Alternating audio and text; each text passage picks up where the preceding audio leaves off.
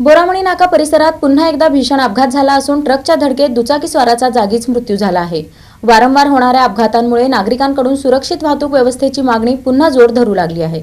बोरामणी नाका परिसरातील वाढत्या अपघातांची मालिका कायम असतानाच गुरुवारी आणखी एका भीषण अपघातात दुचाकीस्वाराचा जागीच मृत्यू झाला। ट्रक आणि दुचाकी यांच्यात झालेल्या या अपघातामुळे परिसरात हळहळ व्यक्त होत असून नागरिकांमध्ये संतापाची लाट उसळली आहे। मिळालेल्या माहितीनुसार TN 52 AD 3432 क्रमांकाच्या ट्रकखाली MH 12 CE 8797 क्रमांकाची दुचाकी आली। धडक इतकी भीषण होती की दुचाकीस्वाराचा जागीच मृत्यू झाला। मृत व्यक्तीची ओळख अद्याप पटलेली नसून घटनेची नोंद सिव्हिल हॉस्पिटल पोलीस चौकीत करण्यात आली आहे। पोलिसांकडून पुढील तपास सुरू आहे। बोरामणी नाका हा परिसर गेल्या काही महिन्यांपासून अपघातांसाठी कुप्रसिद्ध ठरत आहे। वारंवार होणाऱ्या अपघातांमुळे वाहन चालक आणि नागरिकांमध्ये भीतीचे वातावरण निर्माण झाले आहे। विशेषतः जड वाहनांची मोठ्या प्रमाणात होणारी वर्दळ, अपुरी वाहतूक व्यवस्था आणि सुरक्षिततेच्या उपाययोजनांचा अभाव यामुळे हा मार्ग धोकादायक बनत असल्याची भावना नागरिकांनी व्यक्त केली आहे। दरम्यान या अपघातानंतर बोरामणी नाक्यावर दिवसा जड वाहनांच्या वाहतुकीवर निर्बंध घालावेत, वाहतूक नियंत्रणासाठी प्रभावी उपाययोजना कराव्यात, अपघात रोखण्यासाठी तातडीने ठोस पावले उचलावीत अशी मागणी नागरिकांकडून पुन्हा एकदा जोर धरू लागली आहे।